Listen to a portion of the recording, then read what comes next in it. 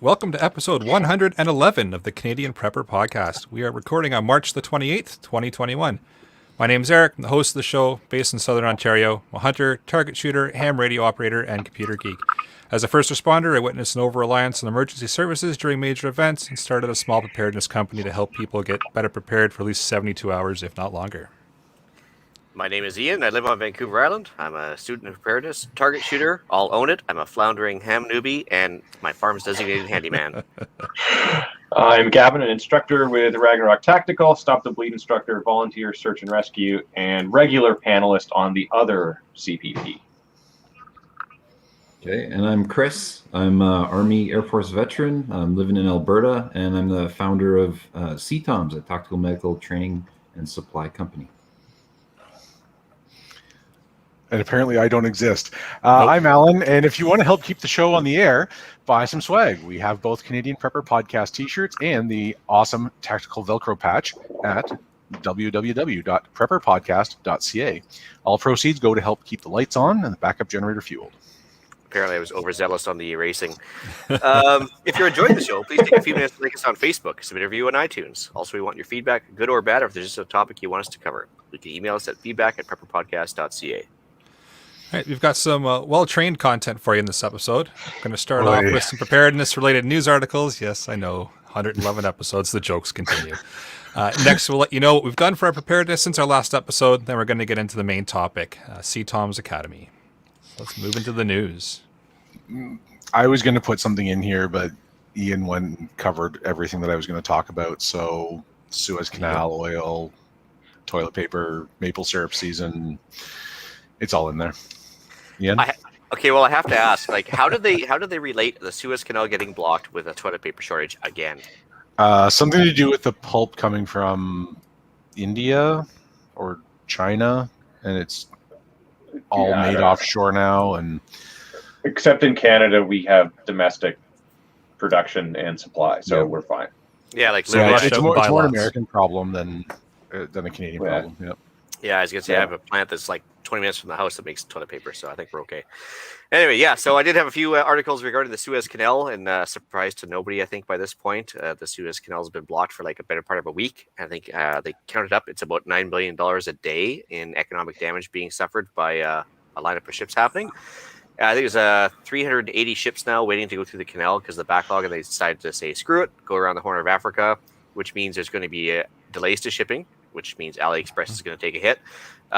Prices for shipping containers is going to go up. And now you're going to see like a shortage of overall shipping because it takes longer to turn around the ship and refill it. So shenanigans shall ensue all summer, I guess, until the backlog gets cleared. And it looks like they've got like one excavator working on clearing it right now.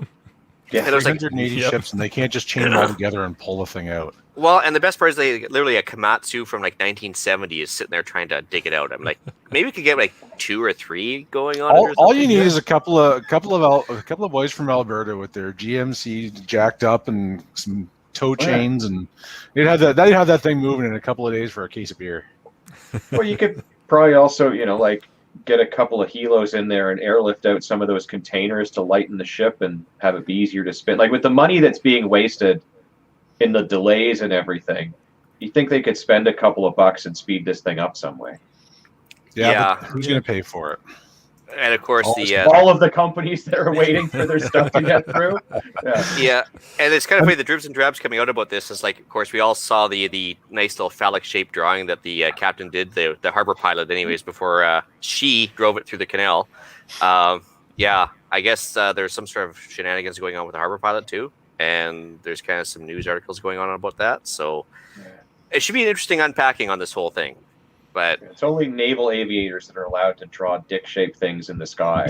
Yeah. That was on the water, to be fair. Well, I think she was like basically like, screw you guys, and I'm going to screw the canal or something. I don't know what it is. It was very interesting. Of course, to complement this, in my other news article, so once again, Saudi oil facilities are getting attacked by drones. And so the oil prices were already starting to go up a bit because of this whole Suez Canal thing, but now the oil facilities just across the border from Yemen are getting blown up again. So shenanigans ensuing on the Red Sea. That's all I can say. So stock up on TP now is what I'm hearing. TP, fill up your car with gas, and take it from there. That's all I had. Well, all right. Well, I saw the massive, I saw the big long list in Ian's section here for news and said, well, that looks good. I don't think you can use massive and Ian in the same sentence. You know. Yeah. With that, shall we move on to what we've done lately for preps?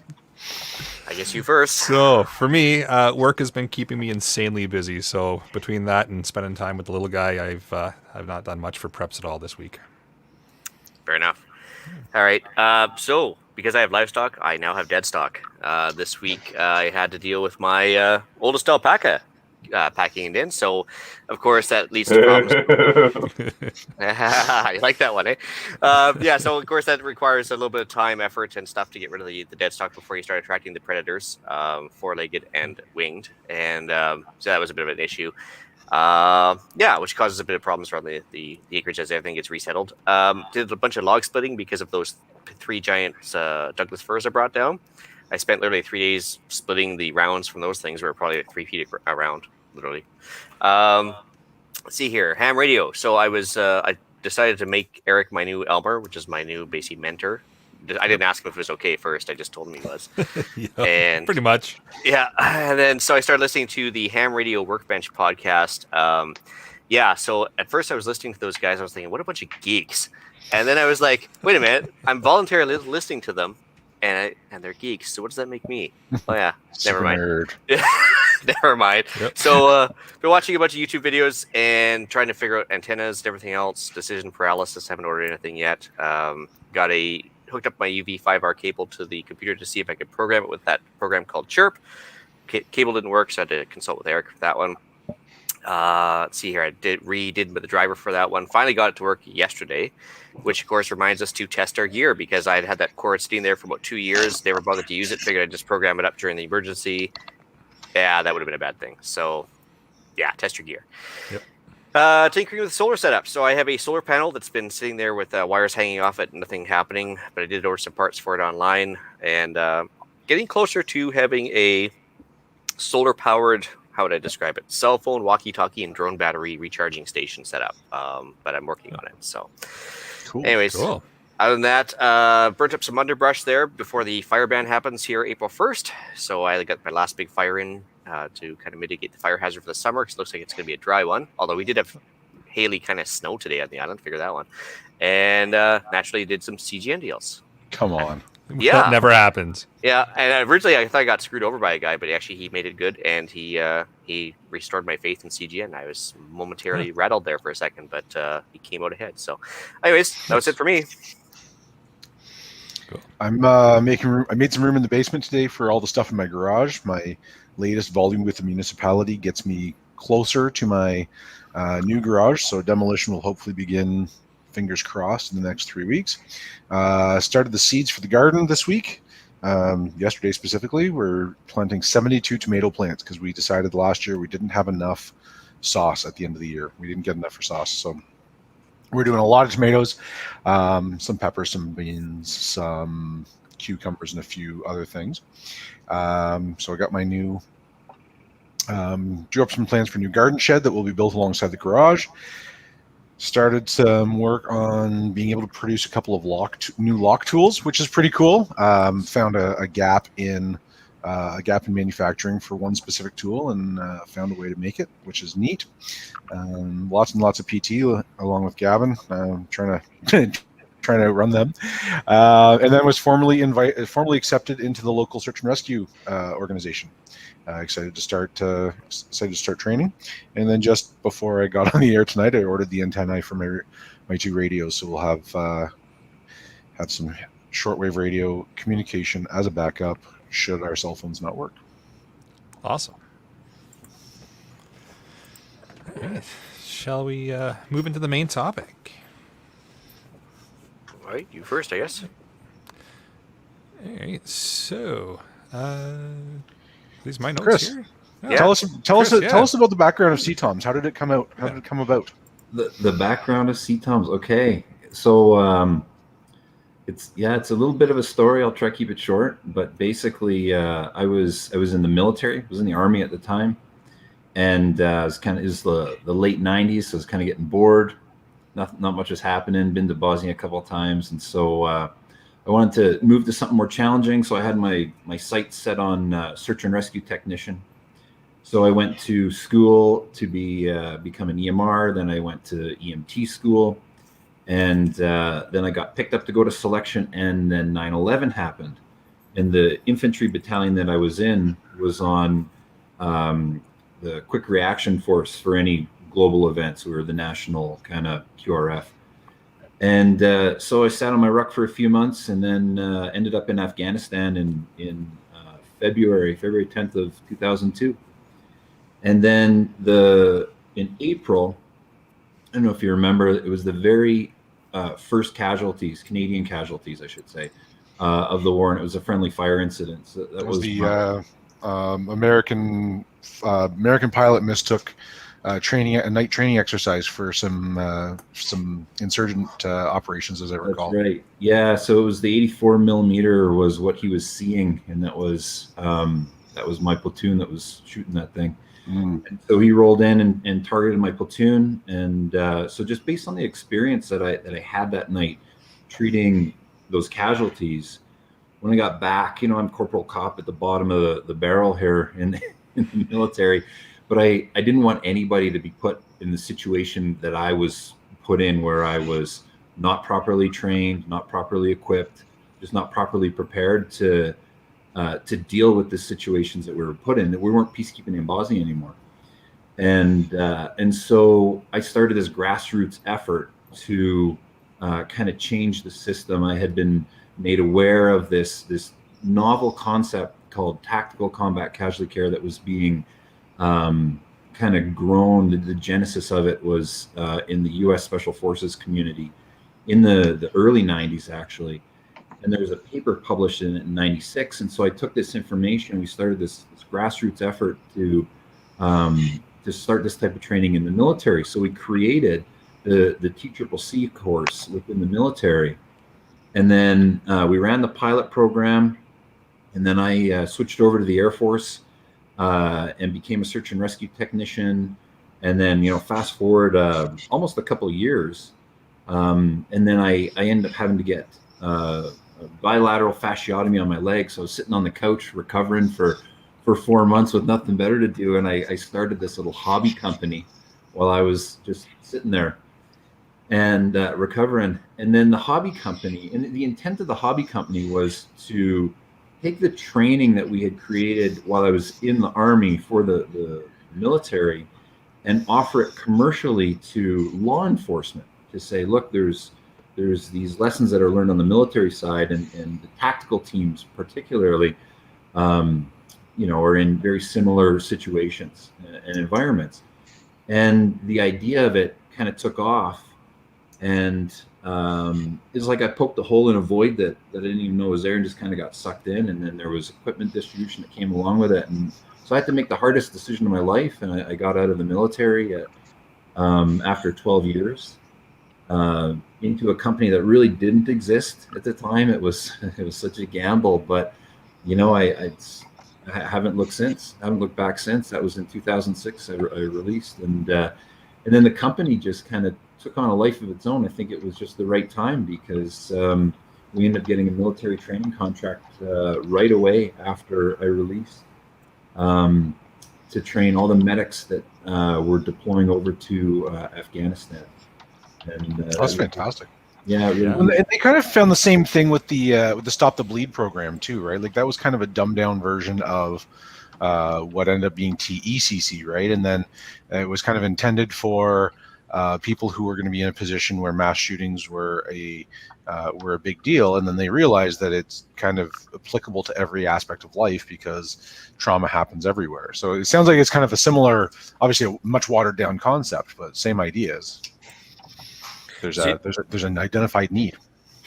So did you start out mostly as a training company to start with, Chris, or did you go right to the selling the gear as well, or? No, you know what? We always were. The intent was always a training company, and I still say we're a training company today. Although we do a lot more revenue with the equipment sales, but really the passion of the company is to, well, the passion of the company and the mission of the company is to just prepare people, right? And just to so that the mission is so that people don't get put in the situation I was in, where we're not properly trained, not properly equipped, not properly prepared.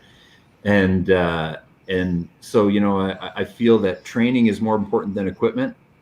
And even in the training courses, we tell the students, like, you should be able to walk in to any casualty situation with nothing but your hands and your brain, and be able to manage massive hemorrhage, airway compromise, respiratory issues with just improvisation and physical manipulation, and not get kind of handcuffed and dependent on equipment. And the equipment I think is always secondary, and sure, it's nice to have, but yeah. Okay, so speaking of products and training, can you tell us a little bit more about what it is that CTOMS offers for the listeners who are new to CTOMS? Yeah, so we've grown quite a bit, and the spectrum's become quite broad. So on the training side, I would say there's two specific different components to it. The first is we've just launched the new CTOMS Academy, which is our online training platform, and that has been a long time in the making. And that's the ability to, it affords us the ability to just to reach a lot further than we could. There's only so many classrooms that we can stand in front of, and you can only put so many people in those classrooms. But the goal of that was to actually not even just make it equivalent to being in a classroom, but to try and improve it. And so, the classes on the CTOMS Academy, we can get a bit into it a little bit more depth later, but they're all produced videos, and so the content is scripted, so it's very information dense. We're not wasting anybody's time, and then everything is basically just it's animated, so either in 2D, 3D animation or live demonstration, just to keep the viewer engaged, the student engaged. The other sorry, from right there, just real quick, there's a question on the live chat from YouTube. Sure. Pierre Alain is asking if this is offered to everybody or if it's restricted. Perfect. No, it's offered to everybody, and so there's in the Wave 1 launch. So yeah, we'll get into CTOMS Academy a little bit now, I guess. But I do want to finish the question, but I'll answer the question. So the Wave 1 launch, we've got, I think there's 11 or 12 courses up there, and they're all bundled. We created bundles for them, and of those courses, there's 4 different what I call casualty approaches, and so there's 2 basic and 2 advanced. And then one of the basic and one of the advanced is a tactical approach, and one of the basic and one of the advanced is a non-tactical environment approach.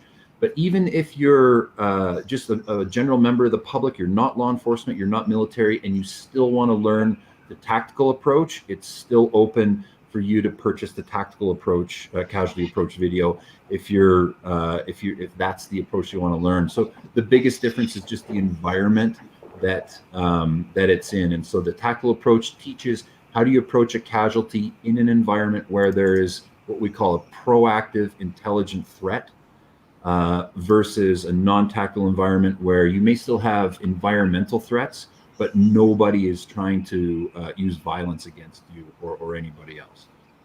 So yeah, the answer is yes, it's open to everybody. Yes, it's open to everybody. Fantastic. Yeah, and that's awesome. Like, I mean, running a training company, myself, you definitely got to get the online thing, especially with all the corona rules and regulations. It's so hard to do stuff and be able to get that stuff out there. And yeah, you really need that. And it having to travel myself all over North America at times to take stuff, it gets costly. So having that online platform, and we had to develop that ourselves this year to figure out how do we make money and put stuff on for people that they want to learn when they live remotely, or we just can't physically put on a class. I mean, and it's, yeah. Yeah, absolutely. Actually, that leads me to the questions I was going to ask there, Chris. First of all, has COVID really affected the way you guys have been doing your training, like in class and anything else? And also, I guess in order to get the most out of your courses, would you recommend them taking like just a standard first aid course first, or nothing at all? Anything in particular? Right. So how it's affected, basically, it shut us down for training for quite a long time, and still has. There's so much demand for it, and it's still getting bumped and bumped and bumped months ahead for the practical side. And it's I didn't get into the other side of the training. The original question of what we offer. The other side of CTOMS Academy is what we call mission essential training, and mission essential training is the practical component of it. So that's taken a big hit.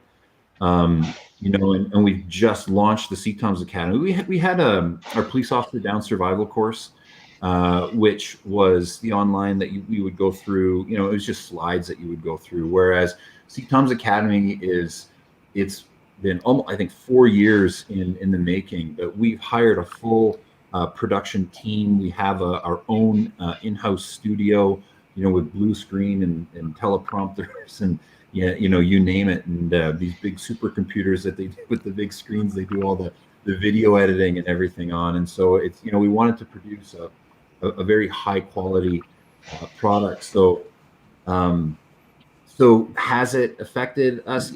Yeah, it hasn't. This was in the works well before any of that. So it's the mission essential training, the practical stuff that's really kind of taken the hit. And then, sorry, the second part of the question, what was it again? Just remind me. So we've talked a fair bit about the training. What kind of products do you offer as well? Actually, Sure. I think my first question there was the what kind of like prerequisite would you recommend? Oh yeah. With regards to the first aid. So here's the deal: is first aid covers kind of they attempt to cover the full spectrum, and they do both medical and trauma. And I find that the trauma that they cover isn't really the how to say it, like the really serious stuff.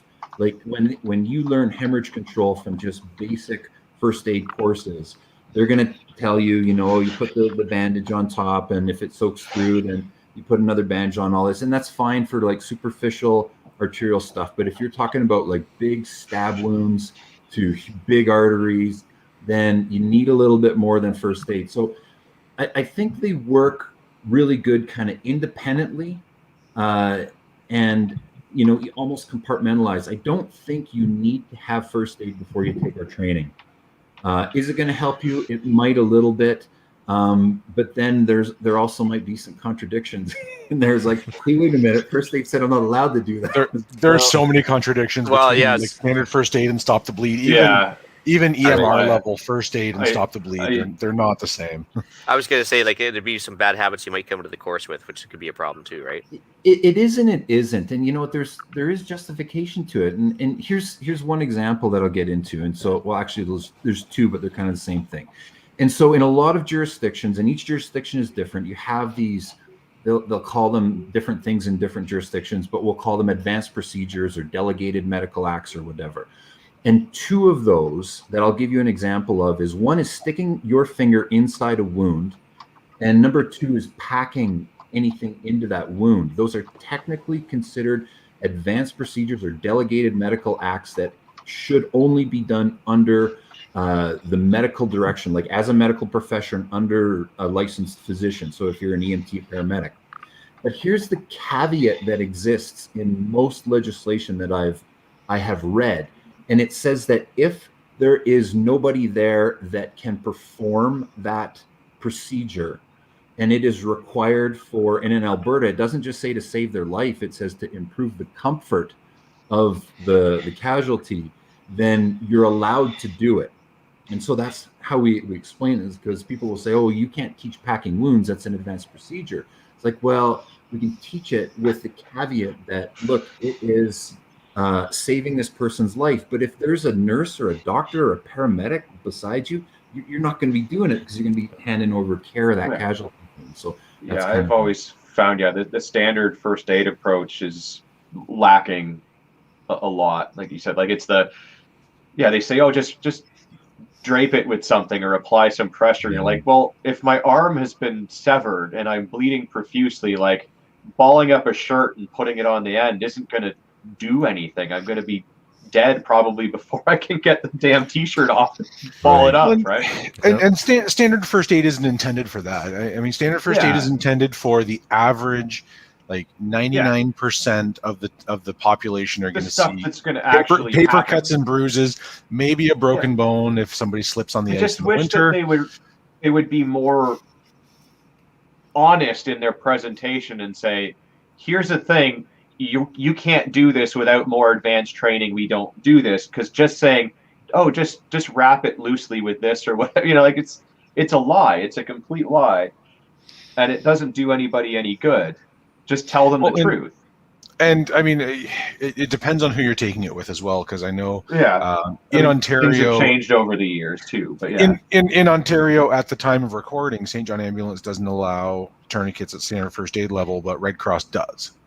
So it depends on who you're training with. But even the way the Red Cross teaches it, and I, with full disclosure, I teach Red Cross first aid.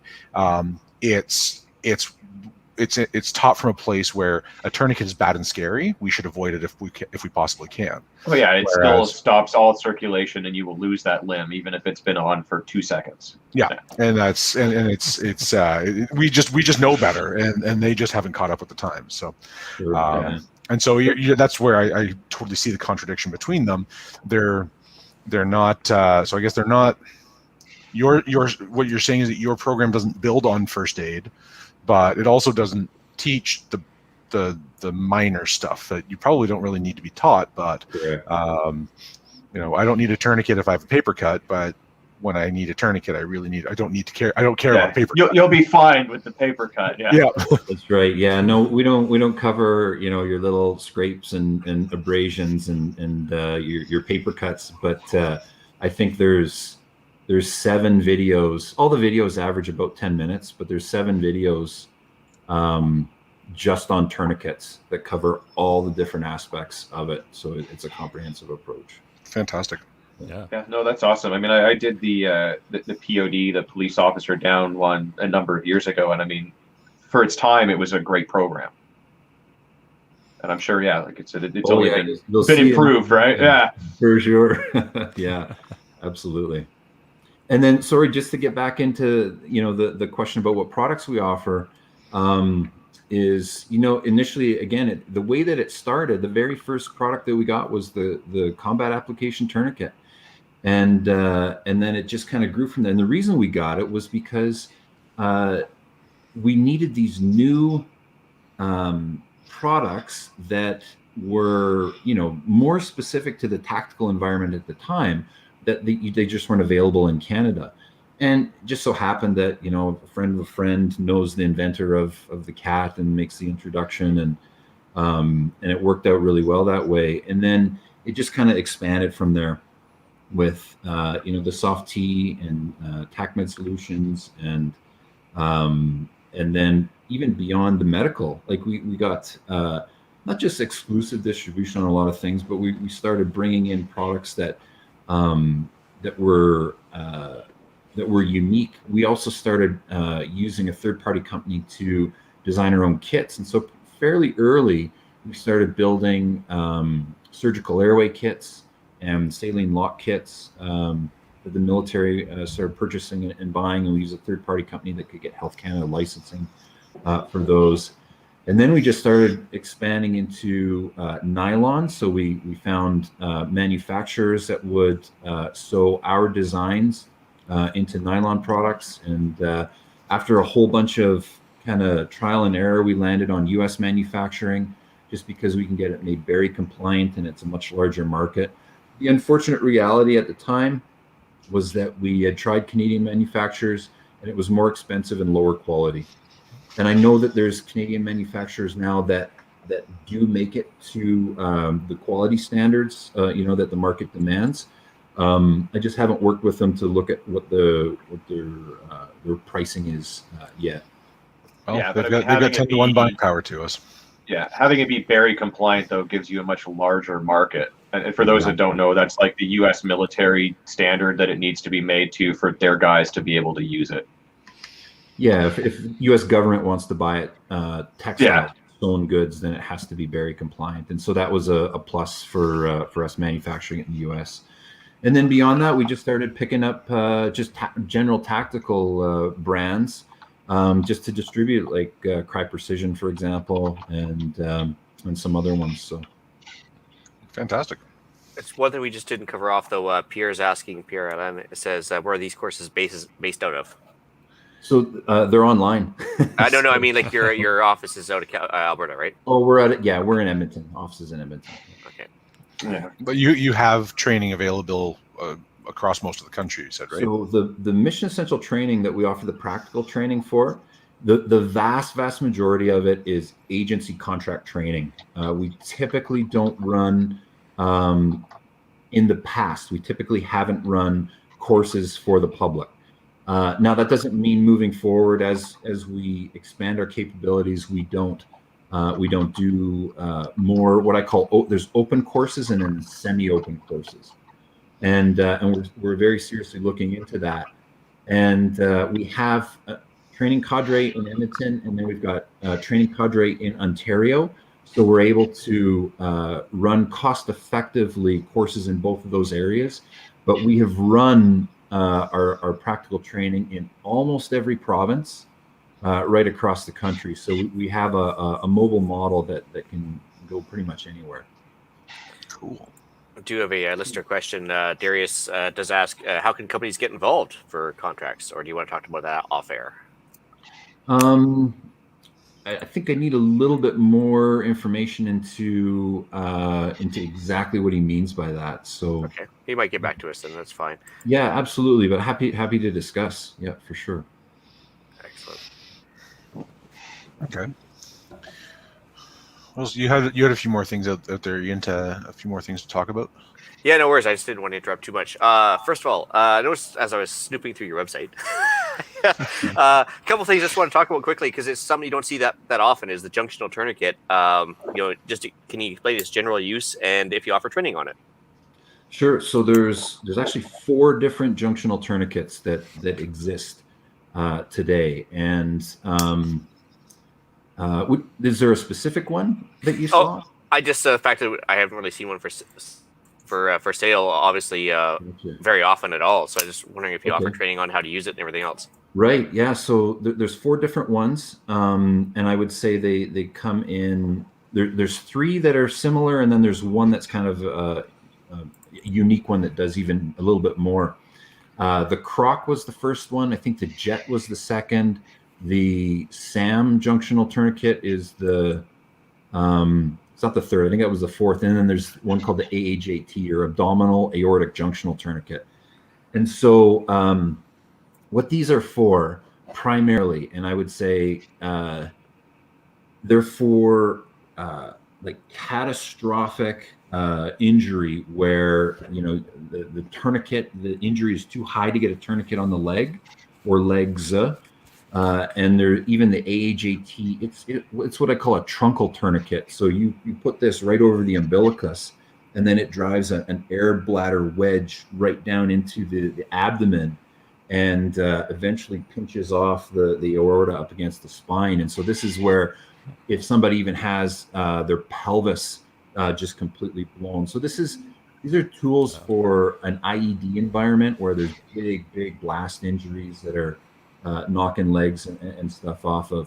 So the junctional ones, they can work either on one side or both sides of the groin, and they either have an air pump. The SAM has an air pump, or the Croc and the Jet, they have a little screw device that kind of pushes pressure down on the femoral artery.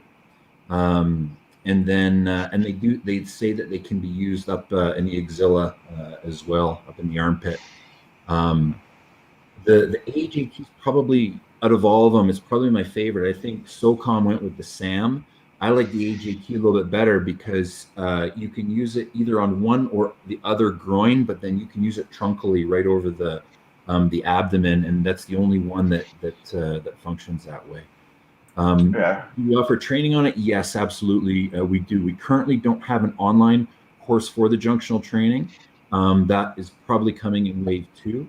But on the practical training, if the agency requests it, then it's very easy for us to include. Yes. Awesome. Okay. I guess further to Darius's question there, when he was asking about how can companies get involved, he says he's a full. Oh, sorry there. He's a full-time security professional. I want to pitch the advanced courses to my company. Gotcha. Yeah, absolutely. So the best thing is to drop training at CTOMS.ca and email, and then we can work with volume discounts, numbers. We can give him kind of just best practices to pitch it to decision makers for sure. All right. And the other question I had for you is just the ready heat vests. Is that just for shock, or is that is there another purpose for that one? Like, just can you tell me a little bit more about that product? The vests specifically, or the blankets? It says the ready heat vest.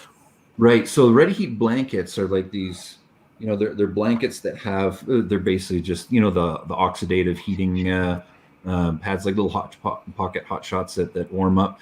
Yep. They just have little panels in that, and the vest is just a vest that is similar. So for casualty management, for hypothermia, shock, things like that, I would recommend the blanket, because then you can kind of wrap it around the torso, and you don't really want to put it on the back, because then you might get pressure points and you can burn the skin in those certain points. I think the vest in particular is more to wear like under your coat, if you're in an ambulatory hypothermic situation, or you just want to stay warm at a football game. Why not? I mean, it's multi-purpose, right? Yeah. Yeah, I'd be lying if I said that I haven't been out doing like a search and rescue training exercise, or we do a lot of like on-site medical for events, and I've always got my trauma kit, but there's been a few times where it's been a little bit chilly and I didn't bring the hand warmer, so I may have dipped into the supply that's in my first aid kit and been like, I'm going to need to replace these when I get home, but I probably don't need 10 of these for this today. So yeah, it comes in handy to have those for sure. They are handy. Yeah. Awesome. Okay, so yeah, further on, as I was snooping through your site some more there, I noticed it's not just first aid supplies that you sell, though. I noticed you're also supplying some optics as well. The was it Holosuns? Yeah, and then there's also the night vision as well. Yeah, so I was actually looking at the Holosun. I mean, I have a Holosun myself. I got the HS515C or something like that, the solar powered and battery powered one. Yeah. What made you go with Holosun, or is there a preference or any reason? Yeah, I mean, it's a little bit of a roundabout way, but we went with Holosun primarily because of value. And so here's the thing: before the travel restrictions, the international travel restrictions, we had European soft units that would come to Alberta to do training courses with us.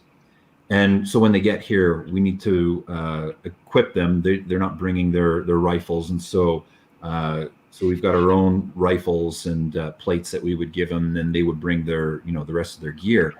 And so we wanted to set the rifles up. But I mean, when you're doing multiple numbers of it, it gets quite expensive quite fast.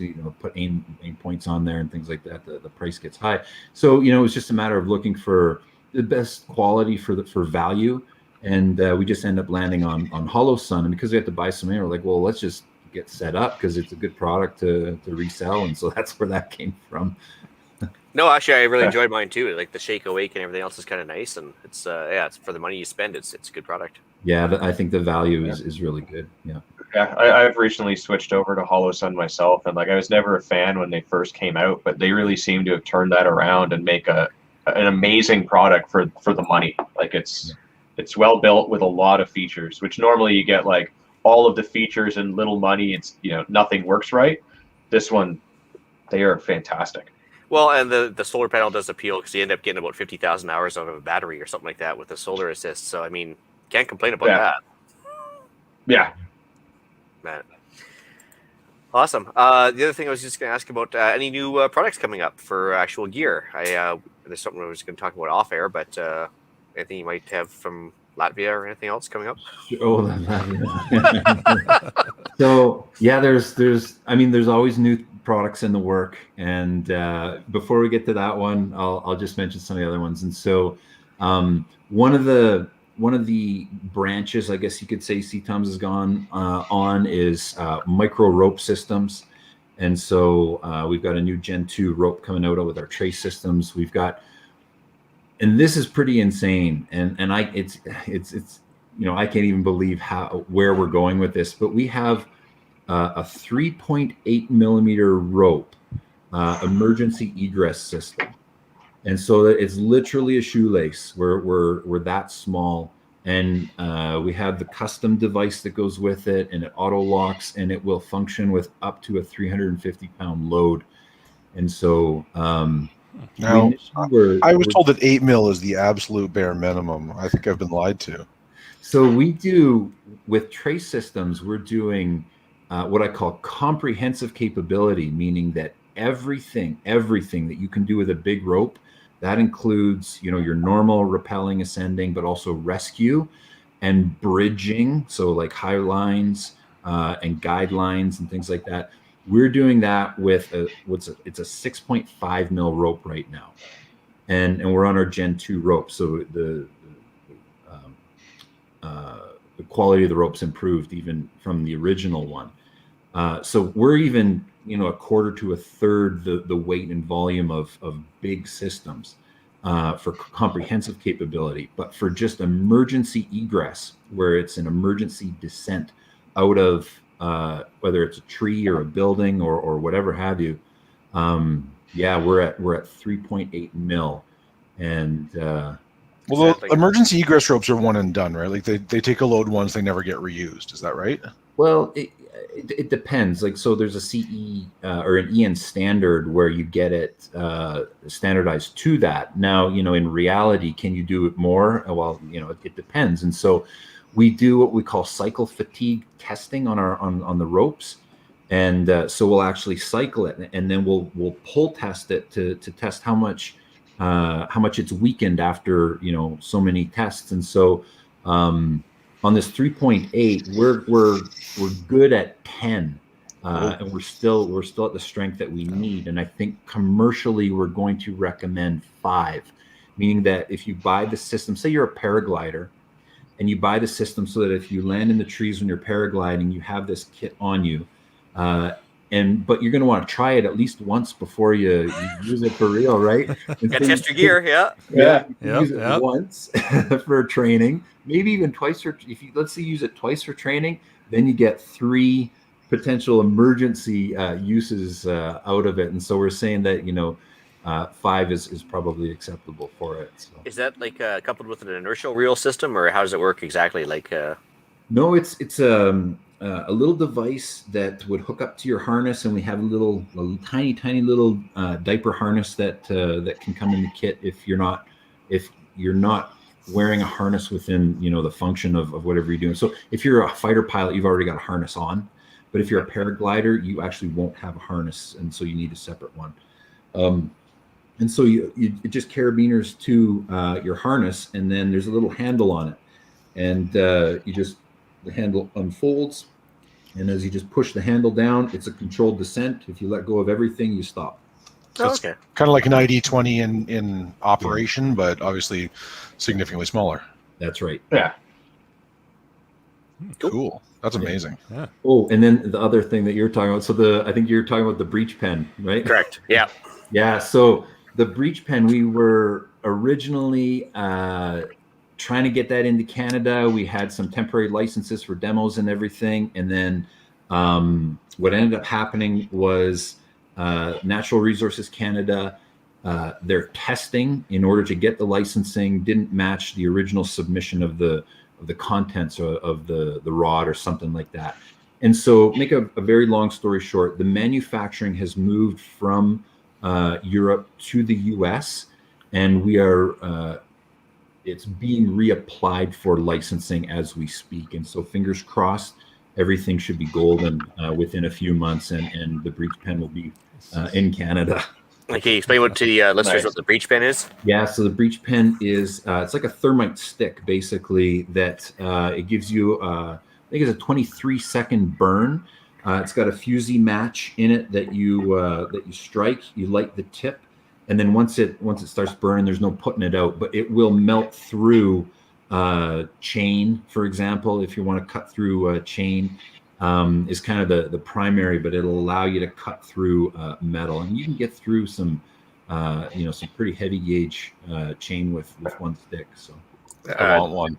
Would it work with Actually, I want deadbolt? five, It's a road flare on super steroids. Would it work with deadbolts or anything else like that as well, or is it just? that's a If good it'll cut a question. chain, it'll cut a lock. The Yeah. thing about deadbolts is that you may end up actually welding it shut because there's so much slag that gets hung up in there. Yeah.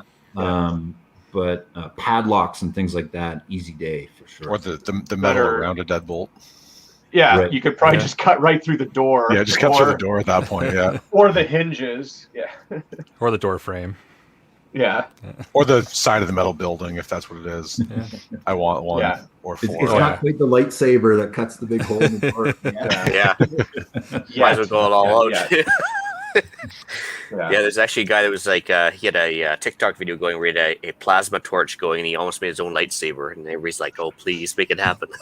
At this point, but yeah, no, that's awesome. Obviously, you can see why we have you on here because the preparedness community is interested in the first aid aspect and the gear aspect and everything else. But I guess the Suez Canal thing is a prime example. Have you had any inventory issues in the last year with the COVID shutdowns and everything else, and manufacturing issues? Yeah, I mean, there's always inventory issues, but I mean, we try and keep a significant amount of stock on the products that we do carry. But I mean, I wouldn't say it's been that bad. And to be very candid, I'm not into the weeds on within that part of the company to be able to tell you which products have been backlogged and things like that. But yeah, inventory is always a challenge. But I can tell you that we just got our resupply of tourniquets from CTOMS about 2 weeks ago. So you do have stuff in stock, or at least you did 2 weeks ago to fill our order. So yeah.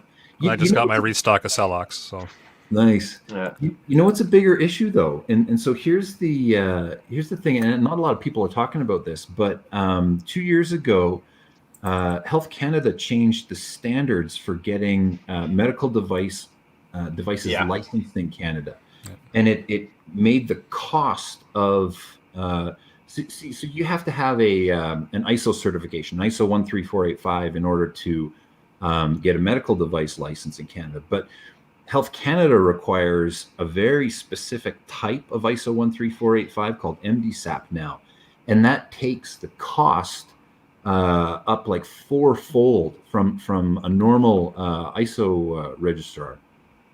And so what's happened is there's the vast majority of companies, especially smaller companies that are like 1, 2, 3 SKU companies that were in Canada before. They say they're looking at the numbers and they're like, nah, we're not getting the regulatory requirements to relicense in Canada, and we're out. So there's been a mass exodus of medical devices out of Canada because of just massive increase in regulatory requirements and red tape and costs, and nobody's talking about it and nobody knows about it. And so there's one chest seal that's licensed now. The SAM chest seal is the only one that's licensed in Canada now. That's hydrogen. Yeah. I think That's what stopped us from bringing some stuff in, was that like, oh yeah, you can bring it in, but you need this medical devices license that's like $10,000+, and we're like, I'm not even going to sell $10,000 of this one product in a year, so it's just not worth it. Thankfully, you guys were bringing in all this stuff that we were looking at, and it's much easier to do that. But yeah, it's crazy. Well, I think Bain summed it up perfectly. He says the government made it more expensive. Color be surprised. Yeah, you're not allowed to say those comments. That's for tomorrow night's podcast. That's right. Yeah. Oh yeah. Nope. Don't accept the most business-friendly government in the world. That's for sure. No. Yeah. Oh. Yeah. No, it's that medical devices thing. It gets applied to so many things. Like, I get it. If you're making heart valves or something like that like kind of need to be made a certain way. Yep. I get it. But like some things, like we're not supposed to make our own first aid kits to sell because you need a medical devices license in order to make a kit of stuff that's already approved and readily available. I can't sell it as a kit. Like it's I can sell individual parts though. That's another thing. Yeah. So this is a really interesting thing because again, a lot of people don't get this. So in Canada, the way that it works is it doesn't work like this in the US. But in Canada, if you take a group of medical devices and you put them together and then you sell it under one SKU, one product code as a kit, and one of those components is a class 2 device. So let's say we take a pouch, and in that pouch we put a tourniquet, which is class 1, and a bandage, which is class 1, and then a pair of gloves, which is class 2. And then we sell that as a kit. Then the requirement, then you've just become a manufacturer because you've manufactured a medical device, and the medical device is the kit, even though it's a grouping of individual medical devices. And even if individually all of those medical devices have already a Health Canada medical device license from the original manufacturer, you're a new manufacturer and it includes a class 2. So now you need to become ISO 13485 MDSAP certified, which will take you probably about 2 years and $50,000 or more to make that happen. And so good luck. It's not a business friendly market for medical devices, that's for sure. No, which is sad because literally, if they were interested in actually saving lives, like you can't ask for a more directly saving lives type of industry than this, and they're making it more difficult. But that's the dumbest how dare part you about disrupt it is, the giant corporations that already do this? yeah, if you like, I can legally sell all of the components to you. Yep. I just can't put them all together in one button for you to click. Correct. Yep. Like that's the part that's so ridiculous. I can sell you all of the things individually. I can't package them because somehow that's dangerous. Yep. Yeah, so messed up it is. Kind of like not needing a pal to buy. You don't need a pal to buy reloading components, but you need a pal to buy ammo. Yeah. It's like, okay, sure, all right. Yeah. Oh man. Anyway. Yeah. Well, that's pretty much all I had. That's awesome. Like, this has been great. Very educational for me, for sure. Anything else listeners need to hear about, Chris? Oh man, I could talk about anything. Well, we've got like 9 minutes until our normal end, or like 49 minutes until Eric's end. So here we go. Yeah. So I do have one question, Chris. Sure. We've talked about the training and the products and such, but where can everybody go to sign up for the training? So if you go to our website at CTOMS.ca and then you click on under training, you'll see CTOMS Academy. And in there, there'll be like a listing of all the different courses and bundles that we offer. So right now, because we're first week of launch, it's 25% off everything. And what we've done is the individual courses have their own price, but we've bundled them together in packages that make the most sense. And those bundles are 40% off compared to if you bought the courses individually. So it makes way more sense to buy a bundle. So you're getting, if you buy a bundle, you get 40% off, and then the discount for the promotion launch is 25% off of that. And that's fantastic. And sorry, that was CTOMS.ca, is that right? CTOMS.ca, correct. Yeah. Fantastic. And then it will take you to, when you log in, like when you purchase and everything, the website for the actual online academy is ctomsacademy.com.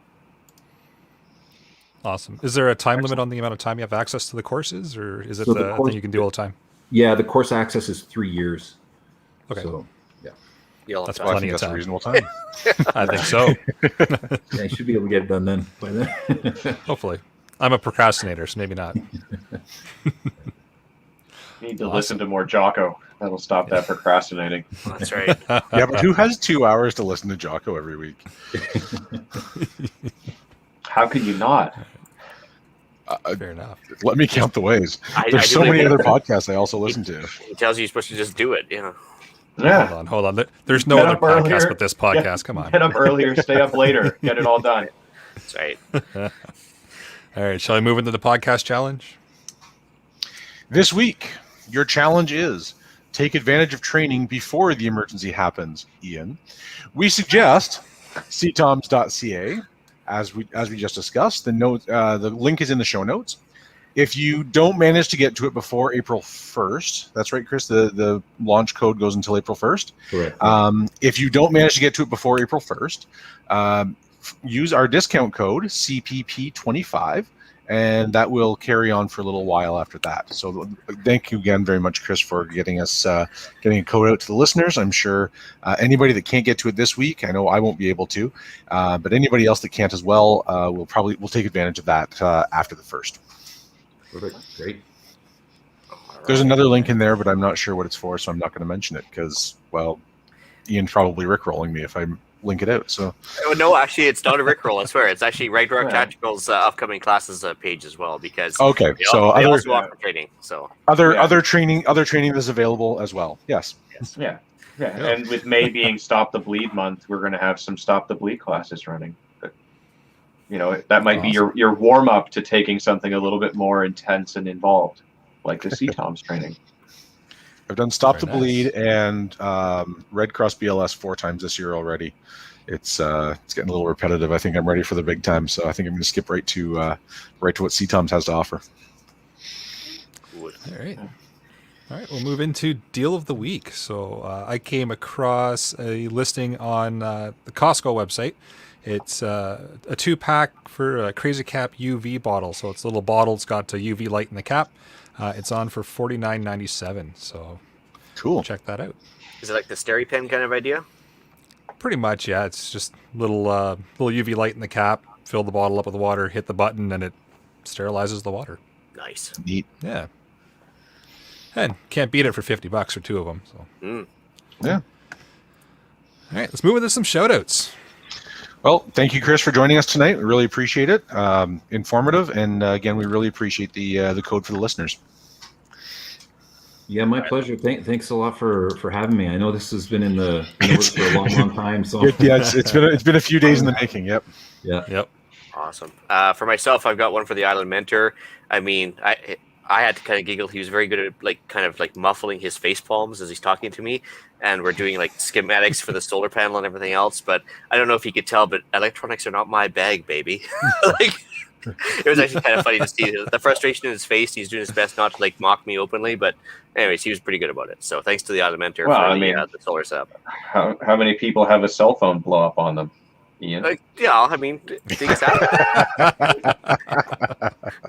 And that's not the first one either, was it? Did I not say electronics are not my bag? Apparently, bravo to you for not letting things like fires and explosions stop you from trying the same thing over again. That's right. Yeah. Ian's probably the reason why Breech Pen hasn't come into Canada.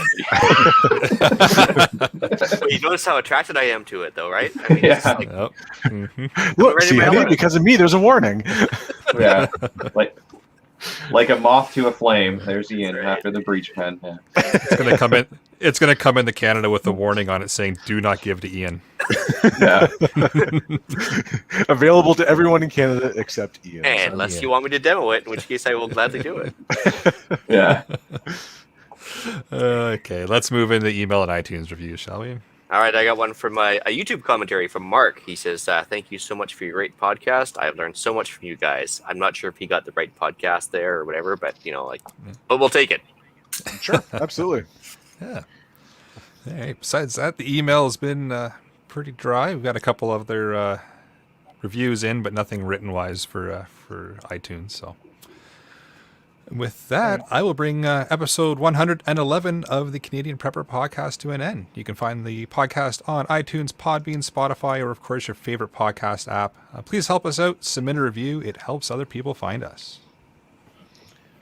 We do record these shows live on Facebook and YouTube. If you want an early peek at the show, please subscribe to the YouTube channel, Canadian Prepper Podcast, and click the notifications tab. It gives you an alert when we're going live. Do the same thing on Facebook, and it will also give you an alert when we're going live. Do both, and you can't possibly miss us. If you want to get me directly, you can find me, Alan, that's with one L, at prepperpodcast.ca. So yeah, you can typically find me on the Instagram, UrbexGTA, all one word, or Ragnarok Tactical, the .ca. We've been booted off some social medias. We're still on some. We're there. We're currently shadow banned, so give us a like and a subscribe and stuff. Make us feel better about that. Chris? Or don't, Yeah, whatever. my plugs in there. So CTOMS.ca and CTOMSacademy.com. And then we're at CTOMS Inc. on Instagram. I think we're still on Facebook. Facebook doesn't get much traffic much anymore. Instagram's kind of the main one for us right now. And then to email us for training, it's just training@ctoms.ca. And for any equipment inquiries, it's equipment@ctoms.ca.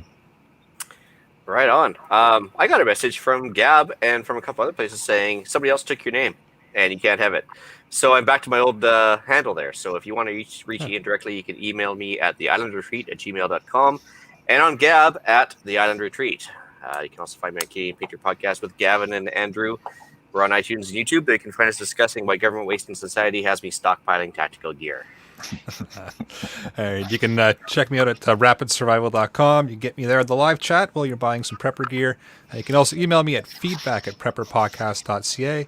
And just another quick thank you to Chris for coming out this evening. It's some great information, and I'm sure the listeners are going to benefit from it quite a bit. So until next time, be prepared, stay safe, and keep learning.